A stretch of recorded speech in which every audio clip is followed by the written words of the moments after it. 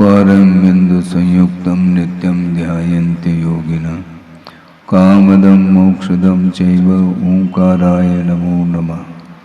अविरल शब्दगणौघप्रक्षालित सकलभूतलकलङ्का मुनिविरपाशुतीर्था सरस्वतीर्तनोद्धृतम् अज्ञानतिमिरान्धानां ज्ञानाञ्जनशलाकया चक्षुरुन्मीलितं येन तस्मै श्रीगुरुवे नमः। परम गुरुभ्यो नमः परम्पराचार्य गुरुभ्यो नमः। सकलकलुषविध्वंसकं श्रेयसां परिवर्धकं धर्म संबंधकं भव्यजीवमनप्रतिबोधकारकमिदं शास्त्रं श्री कार्तिकेयान प्रेक्षा नामधेयम् अस्य मूलग्रंथकर्तार श्री सर्वज्ञदेवाः तदुत्तरग्रंथकर्तार श्री गणधरदेवाः प्रतिगणधरदेवाः तेषां वचोनुसारमासाद्य श्रीमत् आचार्य प्रवर श्री कार्तिकेय देवैर्विरचितं मंगलम भगवान वीरो मंगलम गौतमो गणे मंगलम कुंदकुंदाद्यो जैनधर्मोस्तु मंगलम सर्वमंगलमांगल्यम सर्वकल्याणकारकं प्रधानं सर्वधर्माणां जैनं जयतु शासनम्।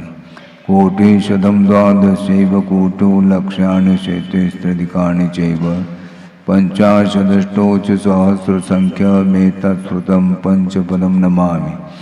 अर्हन्तभासयत्तं गणार्देवे गन्ति यं सम्मं प्रणमामि भक्तजुत्तो सुदुनानमहो वहिं शिरसा इच्छामि बन्ते सुदभक्ति कामसुको दसालोचेन अंग वंग पहने पाउडे परियम सुत्त पड़माणुग पूगे चूलिया जेव सुत्तय तुदम कायम से निष्कल मंचे में पूजे में वंदामि नमम सामि दुख खो कमको विलाओ सुगय गमनम समाय मृणम जुनगुण संपत्ति होदमोज्झम।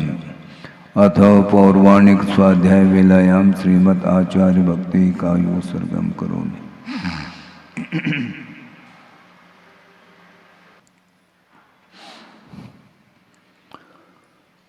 श्रुतजलधिपारगेभ्य स्वपरमत विभावना पटुमतिभ्य सुचरितपूर्णदेभ्यो नमो गुरुभ्यो गुणगुरुभ्य।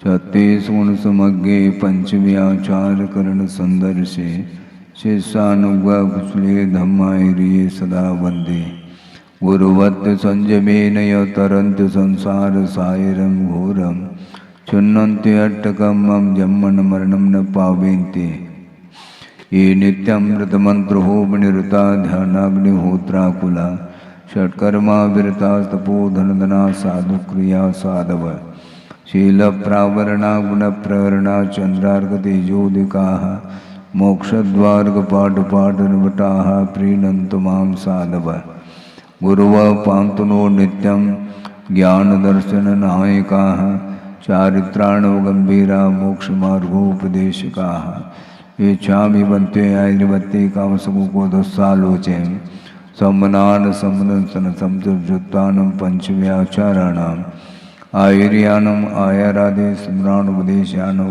वज्झायानं तिरेन गुणपालरयानं सौसानं सैनिष्कलमंचे में पूजे में वंदामि नमं सामि दुख खो कमको विलाओ सुगय गमनम समाय मरणम जनगुण संपत्ति होदमज्झम्।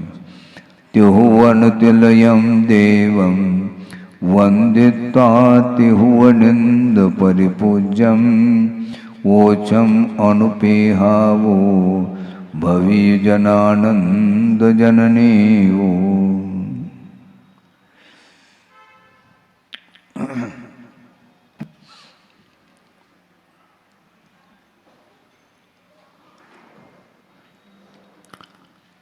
बिना किसी भूमिका के आगे का विषय एक गाथा के माध्यम से स्पष्ट कर रहे हैं। जय देवो विय रख दे मंतो तंतो ये खेत पालोय मीयमानं पिमनुसम तो मनुया आखया होती।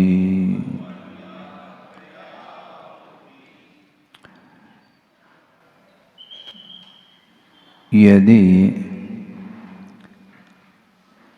देवलोग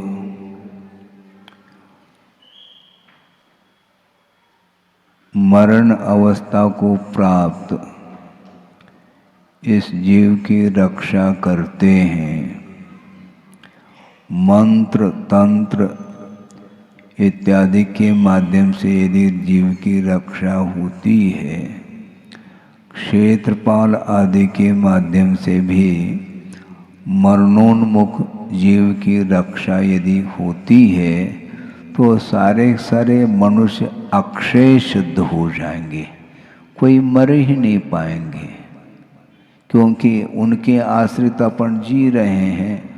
हम कभी भी मरण को प्राप्त नहीं होंगे यदि उनके द्वारा हम रक्षित होते हैं तो।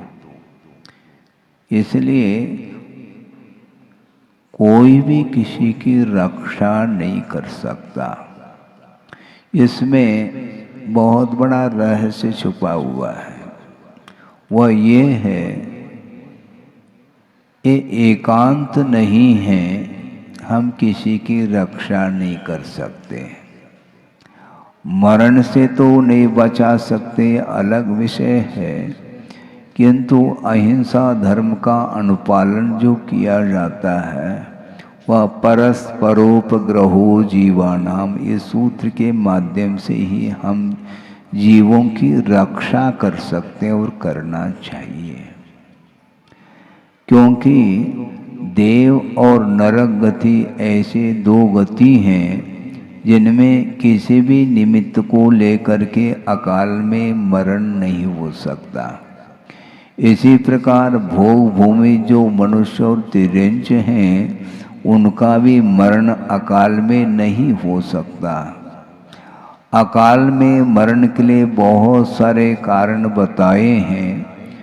विष की वेदना के माध्यम से, रक्त का स्राव होने के कारण, भय के कारण, विषवेन रक्तकय भय संक्लेश परिणाम के द्वारा, शस्त्र के प्रहार के माध्यम से, विष भक्षण करके, जलमग्न हो करके और अग्नि आदि के माध्यम से अकाल में मरण को प्राप्त करता है। आप शांति से बैठें, आप सुन रहे हैं? हाँ, जल्दी से अपने स्थान पर बैठने का प्रयास करेंगे। बाहर से आए, मैं मानता हूँ सभी बाहर से ही आए हैं। हाँ, अंदर बहुत कम लोग रहते हैं, सब बाहर ही घूमते रहते हैं। मैं ये कह रहा था कि सारे अकाल मरण के लिए ये कारण बताए हैं, इसलिए इसमें श्वासोच्छ्वास का रुक जाना, समय पर आहार इत्यादि का नहीं मिलना, ये सारे अकाल मरण के लिए कारण घोषित किया है। इसलिए हम अपने पुरुषार्थ के माध्यम से अहिंसा धर्म की रक्षा यदि करना चाहते हैं तो एक दूसरे के प्रति उपकार का भाव रखते हुए अपने को चलना चाहिए। संसारी प्राणी अपनी रक्षा तो चाहता है बहुत जल्दी, किंतु दूसरे की रक्षा की ओर ख्याल नहीं रखता है, जबकि रखना चाहिए। अपनी आत्मा की भी रक्षा करनी चाहिए। ऐसा नहीं कि आत्मघात कर लें, ऐसा भी ठीक नहीं, वह भी हिंसा के अंतर्गत ही आता है। किंतु इन सारे निमित्तों से बचने के लिए ही आचार्यों ने कहा है। एक बहुत अच्छा प्रसंग आता है, गुरुदेव ने भी रखा है कि किसी के मन में ये भाव आ सकता है कि अभी अच्छा शरीर है, पुष्ट शरीर है, कोई रोग नहीं है, सारी इंद्रियां काम कर रही हैं, शरीर में किसी भी प्रकार से शिथिलता नहीं है, इसलिए इस जवान अवस्था में ही रत्नत्रय आदि धारण करके हम संलेखना तत्काल ले लें तो है क्यों? क्योंकि संलेखना का प्रसंग तो आगम में आया है? समाधि मरण, संलेखना पूर्वक समाधि मरण को प्राप्त करना यह भी बहुत दुर्लभ माना गया है। इसलिए अभी सब कुछ अच्छा चल रहा है, मतलब दिखाई भी दे रहा है, सुनने में भी आ रहा है, अभी चल फिर भी सकते हैं, आदि आदि जो भी है। इसलिए होश हवास अभी अच्छी है, इसलिए अभी ले लिया जाए। तो आचार्यों का ये कहना है ये ठीक नहीं, क्योंकि यह शरीर जो मिला है, ये मनुष्य पर्याय जो मिली है, रत्नत्रय की उपासना करने के लिए यह पर्याय मिली है, धर्म की आराधना करने के लिए बहुत ही ये उत्तम पर्याय मिली है। इस पर्याय का सदुपयोग करना चाहिए। संयम पालन जो होता है वह वृद्धावस्था में नहीं होता। क्या हम बाद में ले लेंगे? क्या लेंगे बाद में? क्या लेंगे? मरणासन्न होने के बाद उस समय शरीर में कोई भी क्षमता नहीं रहती है। प्रासंगिक एक श्लोक मुझे स्मरण में आ रहा है। ये कहाँ का श्लोक है मुझे ज्ञात नहीं, किंतु गुरुदेव के मुख से भी इस श्लोक को कई बार हमने सुना है। वो सुनी हुई बात को ही हम सुनाते रहते हैं। यावत् स्वास्थ्यम शरीरस्य, डॉक्टर साहब, यावत् स्वास्थ्यम शरीरस्य यावत् चेन्द्रिय संपदः तावत् युक्तम तपः कर्म वार्धक्ये केवलम श्रमः। वृद्धावस्था में केवल श्रम ही होता है, तप नहीं हो सकता। जब तक स्वास्थ्य ठीक है, शरीर अच्छा है, जब तक इंद्रियां काम कर रही हैं, कोई रोग आदि नहीं है, कोई भी प्रतिकूलता नहीं है, और विशेष रूप से तप साधना करने की क्षमता शरीर के अंदर है, तो शुभ से शीघ्रम करना चाहिए, ये कहा गया। क्योंकि वृद्धावस्था में वह न उठ सकता है, न बैठ सकता है, न आंखों में कोई रोशनी उसकी है, और सुनने में भी नहीं आता, बल्कि स्मरण शक्ति, मेमोरी, वह भी धीरे धीरे याददाश्त कमजोर हो रहा है महाराज। वो तो होगा, कब होगा फिर? बाल्यावस्था में ही कमजोर नहीं रहता, किंतु धीरे धीरे ढलता सूरज जो है ना, वो ढलेगा वो।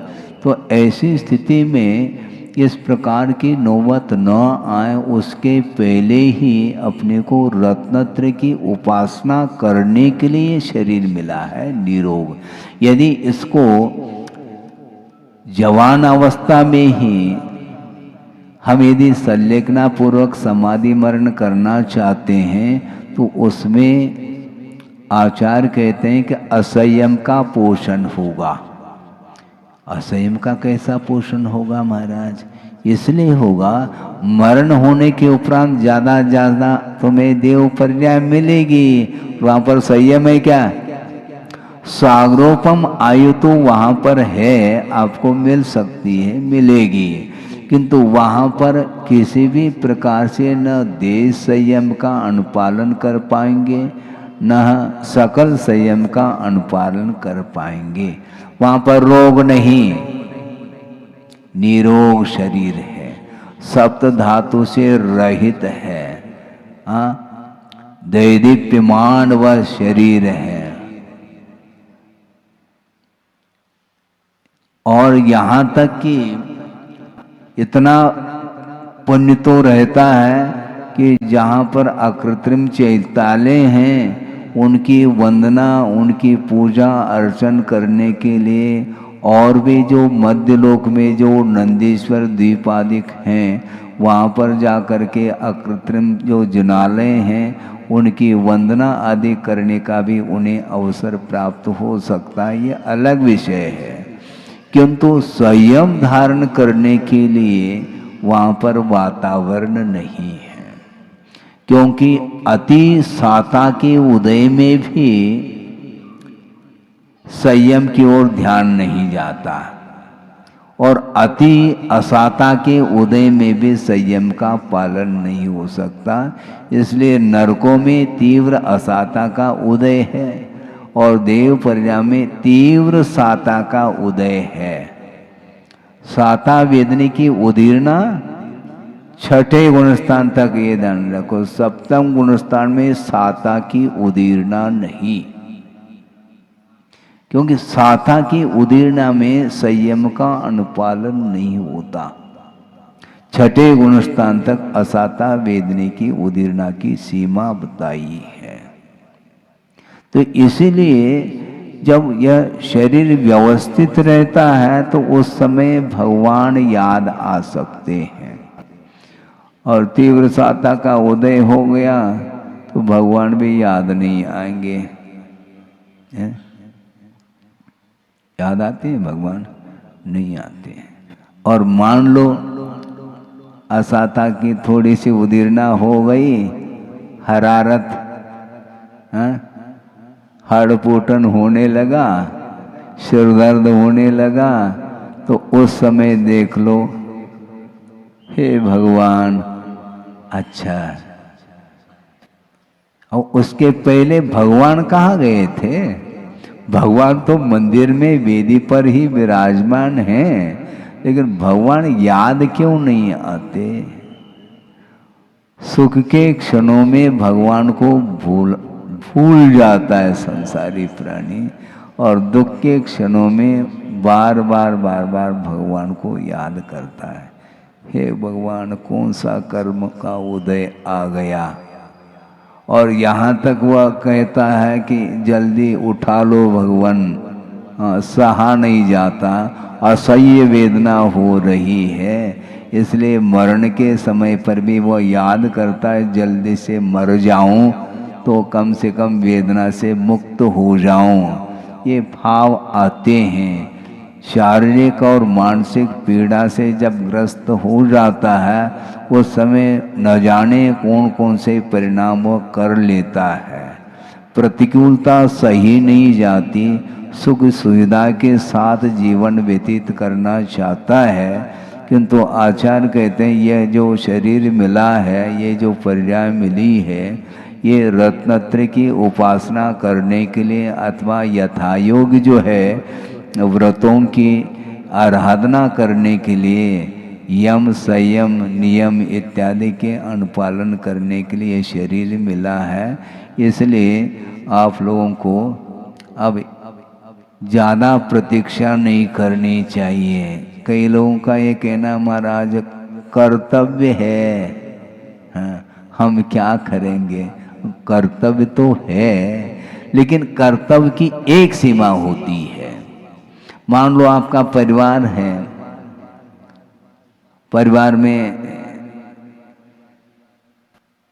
बच्चे जब तक छोटे रहते हैं तब तक पालन पोषण की बात आती है, और धीरे धीरे वो बड़े हो रहे हैं, हो गए हैं, और यहाँ तक कह रहे हैं पिताजी को कि पिताजी आप थोड़ा सा घूम आओ, आप यात्रा कर लो, आप महाराज के पास पहुँचो। भले महाराज बनो या न बनो, ये बात अलग है, लेकिन आपके लिए हम अवसर दे रहे हैं कि इस उम्र में ये अब धर्म करने का ये समय है।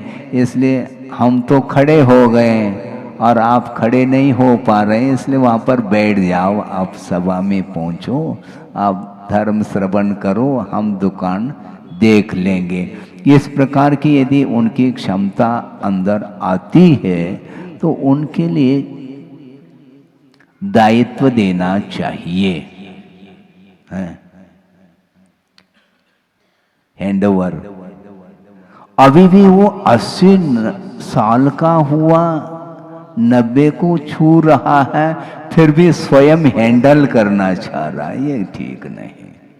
हैंडओवर कर दो। हाँ बिल्कुल करना ही चाहिए। नहीं है तो वह अवस्था आएगी, उस समय आप कुछ भी नहीं कर पाएंगे, तो तय है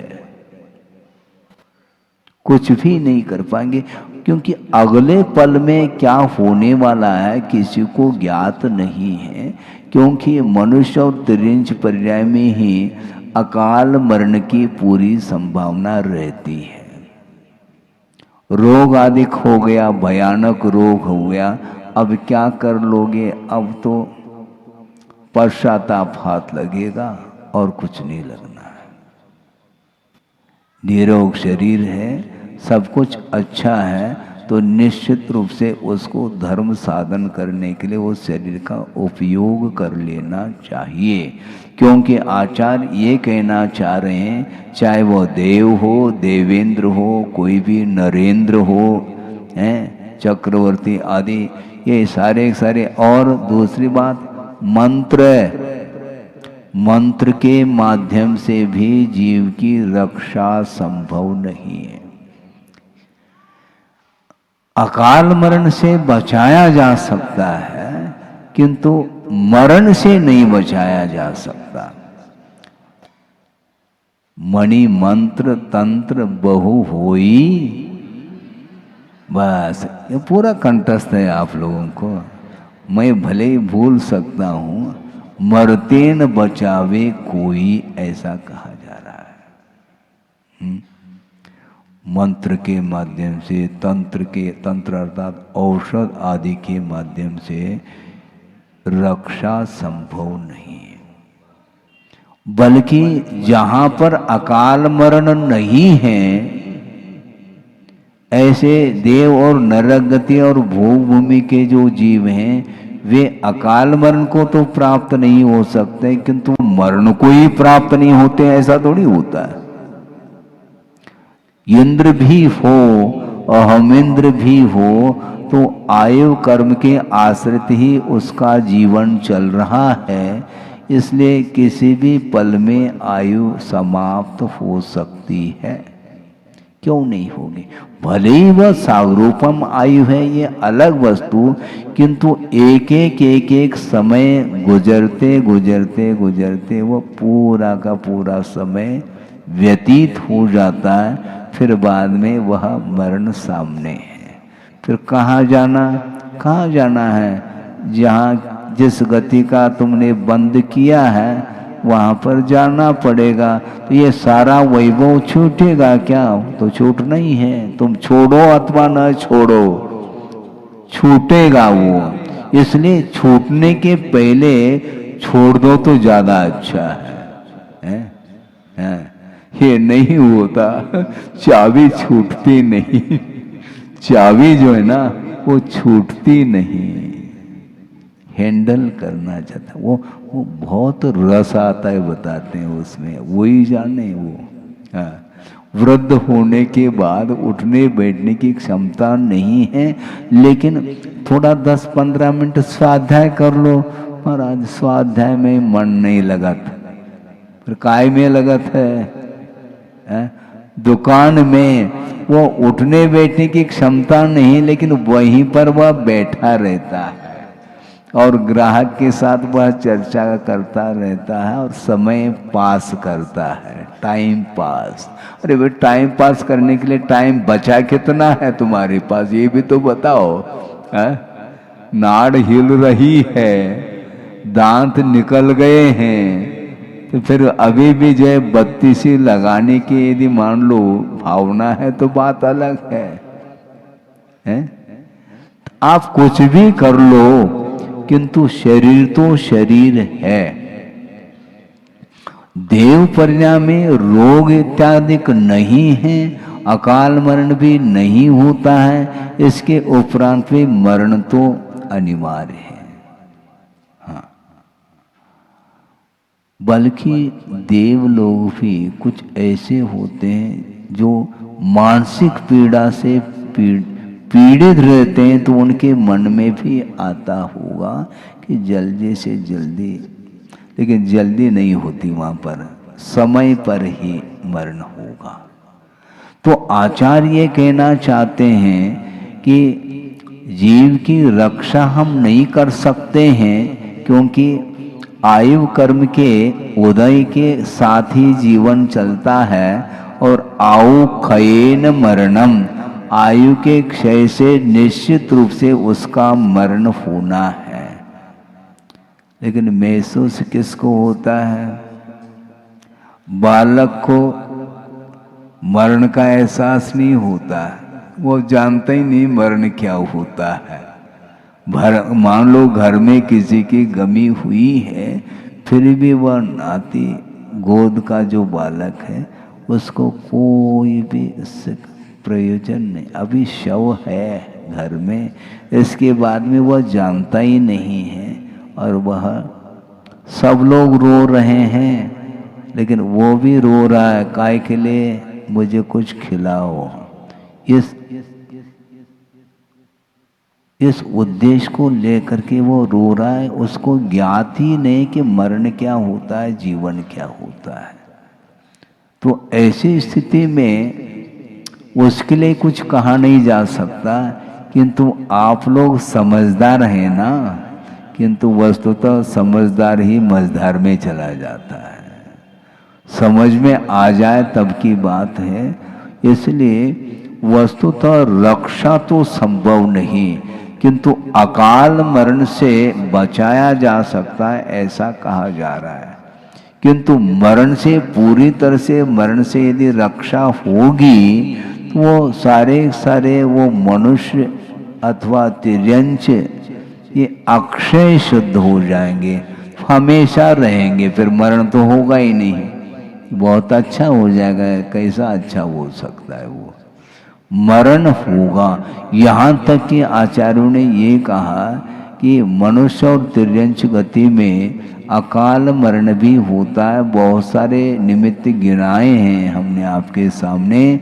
और एक और बहुत महत्वपूर्ण कारण बताया है अकाल मरण के लिए, अनीति। आप समझ रहे? अनय, अनय अर्थात अनीति के माध्यम से भी अतीत में अनंत बार वह अकाल में मरण को प्राप्त हुआ है। महाराज ये हमें बात समझ में नहीं आती, आपको कैसे समझ में आएगी? वो हमने पहले भी कहा था, मान लो आज जो कमा करके मजदूरी करके जीवन यापन कर रहा है, उसके घर में कभी छापा पड़ी है? नहीं है। जो पान का दुकान है, आदि आदि छोटे मोटे चाट के ठेले, तो उसके पास गिनने के नोट, गिनती के नोट है उसके सामने।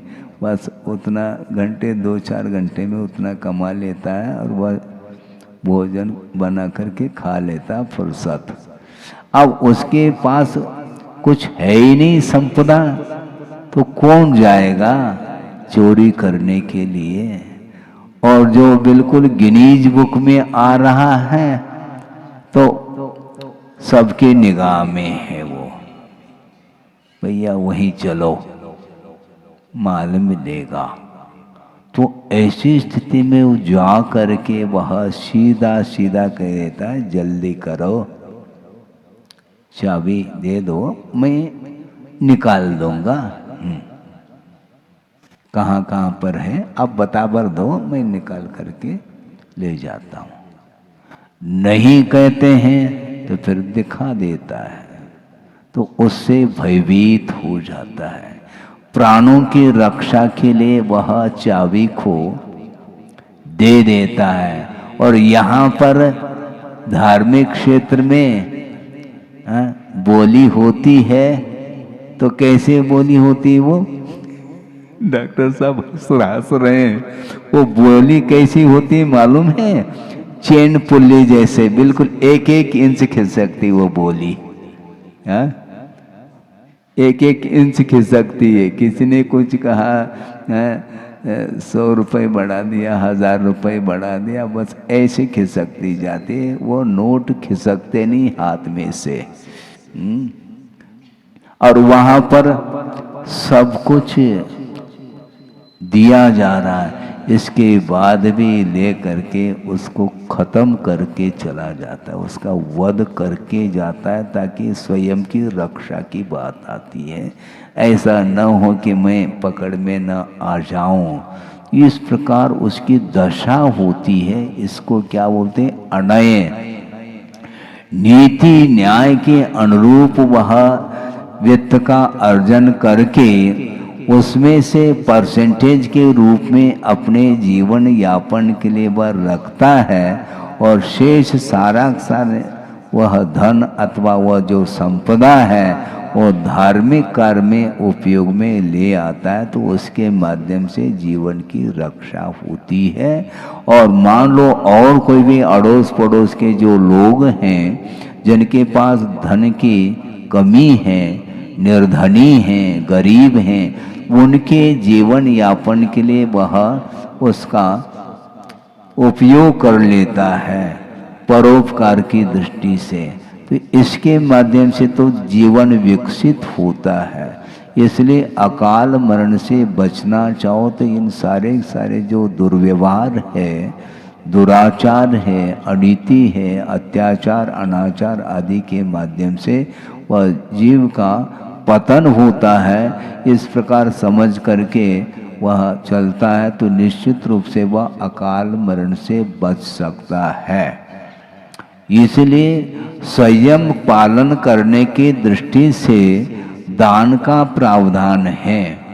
आहार दान है, औषध दान है, अभय दान है, अथवा आश्रय दान है, ज्ञान दान है, उपकरण दान है, और भी बहुत सारे प्रसंग के अनुरूप हो सकते हैं। उसके माध्यम से वह जीवन चलाता है और दूसरे को भी जीवन जीने के लिए वह सहयोग प्रदान करता है। इसके माध्यम से अहिंसा की रक्षा होती है, उसका वर्णन मिलता है। तो इसलिए नीच गोत्र का बंध जो करेगा वह नीच गोत्र में जाएगा ना। तो ये कर्म सिद्धांत को क्यों भूल रहे हैं आप? अकाल मरण होने से वह नीच गति को जा रहा है, तो नीच गोत्र के बंद करने की आवश्यकता क्या फिर है? दूसरे की निंदा और आत्मा की प्रशंसा करने से नीच गोत्र का बंद होता है। ये व्यवस्था क्यों दे रहे हैं आप आगम में?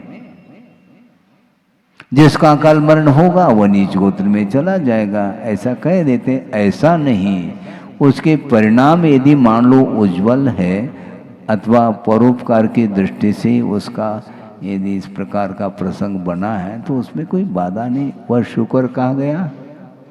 स्वर्ग गया क्या? नहीं गया है। दुर्गति क्यों नहीं हुई? और वो संघ की दुर्गति क्यों हुई? दोनों के अकाल मरण है। तो एक नीचे जा रहा है और एक ऊपर जा रहा है। इसका कारण क्या? कारण पकड़ो। दोनों अकाल मौत से ही मरे हैं, लेकिन एक को सदगति मिली और एक को दुर्गति मिली। इससे स्पष्ट है परिणाम के ऊपर ही निर्धारित है। इसलिए निरंतर आप अपने परिणामों को संभालने का पुरुषार्थ करेंगे, निश्चित रूप से दुर्गति से बच सकते हैं। और दूसरी बात, देवगति को सदगति मान ले महाराज, अपेक्षाकृत मान लो, लेकिन वस्तुतः वह गति भी परिभ्रमण के लिए तो कारण है। संसार में परिभ्रमण करता है तो 4 गतियों में जाकर के तो परिभ्रमण पूरा करेगा। यूं परिवर्तन पूरे करें और वहां देव गति से वह उतर करके एक इंद्रिय पर्याय को भी प्राप्त कर सकता है। प्रथम या दूसरे स्वर्ग तक के जो देव हैं, भवनत्रिक और प्रथम सौधर्म और ईशान स्वर्ग तक के जो देव हैं, सारे के सारे देह में ऐसा नहीं कहा जा रहा, किंतु जिसके परिणाम जो है ना संक्लेशित हो जाते हैं तो उसके माध्यम से वह एक इंद्रिय का भी बंद कर लेता है। कहाँ तो वहाँ पर शुभलेशा है, पीतलेशा है, पीत पद्म शुक्ल ये तीनों शुभलेशा मानी गई हैं। इसके उपरांत भी पीतलेशा जो कि हीमान जो पीतलेशा है, उस स्थिति में वह संक्लेश परिणाम के कारण वहाँ से देवगति से तिरिंच तो बनी रहा, किंतु उसमें भी एक इंद्रिय पर्याय को प्राप्त कर रहा है। और कौन से 12वें स्वर्ग तक का जो देव है वह पंचेंद्रिय तिर्यंच पर्याय को प्राप्त कर सकता है।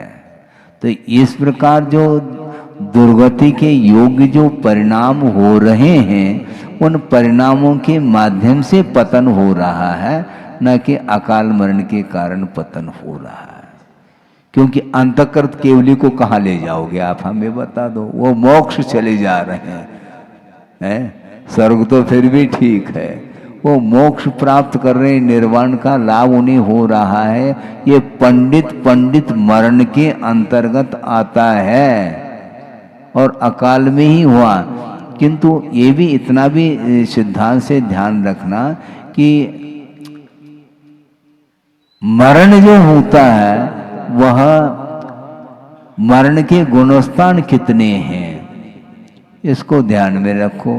पहला, दूसरा और चौथा, ये 4 ही गुणस्थान मरण के योग्य हैं। अन्य गुणस्थानों में मरण नहीं होता है, ये इसका अर्थ है।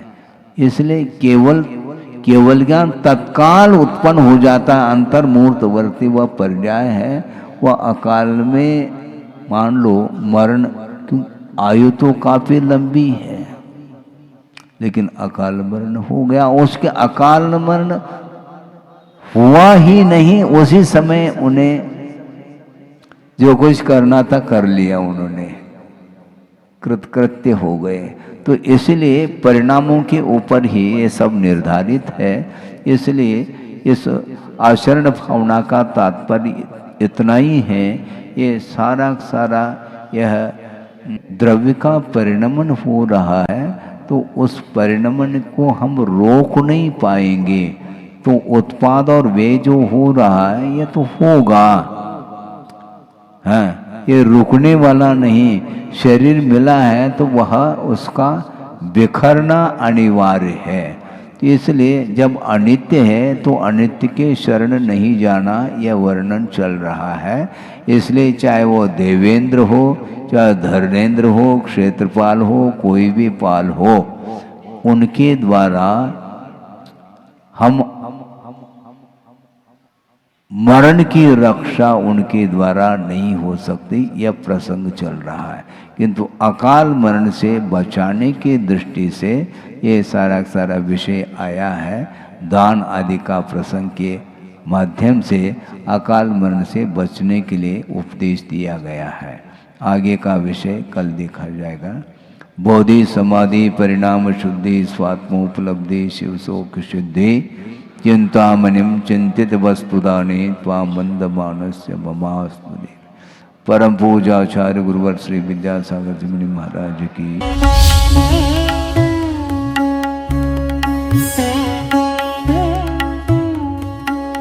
सच्चा ज्ञान